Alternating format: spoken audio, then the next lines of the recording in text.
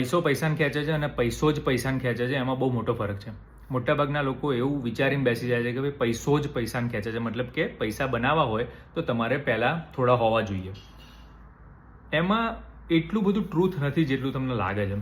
કે શરૂઆતમાં તમારે જ્યારે કોઈ બી બિઝનેસ ચાલુ કરવો હોય, ભલે ચલો જગ્યા ના લઈ શકો, કોઈ પ્રોડક્ટ તમે બાય ના કરી શકો, પણ સર્વિસ ઇન્ડસ્ટ્રીમાં તો બિઝનેસ ચાલુ કરી શકો ને.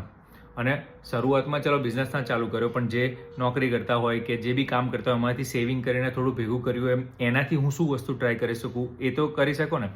કારણ કે એ બધી વસ્તુઓમાં તમારે ઘરની જમીનો વેચીને કે ગોલ્ડ વેચીને કે એવું કરીને તમારે પૈસા લાવવાની જરૂર નથી, કે તો જ બિઝનેસ કરી શકાશે એવું નથી, રાઈટ. અને ઘણા એવા છે કે જેમણે એવી રીતે ચાલુ કર્યો છે ને તો બી બિઝનેસ નથી ચાલ્યા, કારણ કે બિઝનેસ ચાલુ કરવામાં અને બિઝનેસ વધારવામાં જે બીજી બધી વસ્તુઓ શીખવાની હોય એ બધી વસ્તુઓ ઉપર એમણે ફોકસ ના કરી.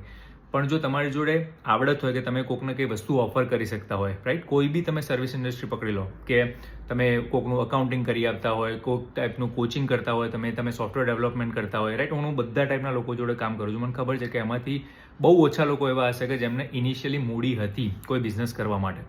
બાકી મોટાભાગના લોકોએ તો કશું નહોતું, થોડી જોબ કરીને કાં તો બીજાને સર્વિસ પ્રોવાઈડ કરીને ગમે તે કરીને ભેગા કરીને પછી જ સ્કેલ કરેલું છે.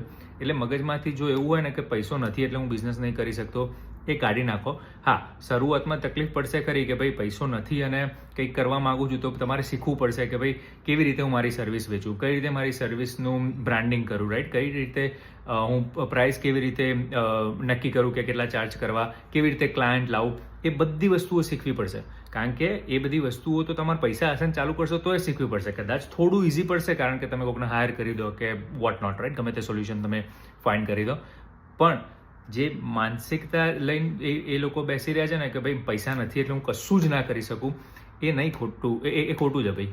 તું ખાલી એટલું ચાલુ કર કે કશું ના હોય તો એ કઈ સર્વિસ પ્રોવાઈડ કરી શકું, કઈ વસ્તુ હું કરી શકું, રાઈટ. મને ઇન્ડિયામાં, અને હું એમ નહીં કહેતો કે ઉબર જ ચલાવો, પણ ઇન્ડિયામાં બી ઘણા લોકો એવા મળ્યા છે કે જે ઉબર કરીને સારા પૈસા ભેગા કર્યા હોય અને પછી ગાડી લીધી હોય અને બીજાને મૂક્યો, રાઈટ.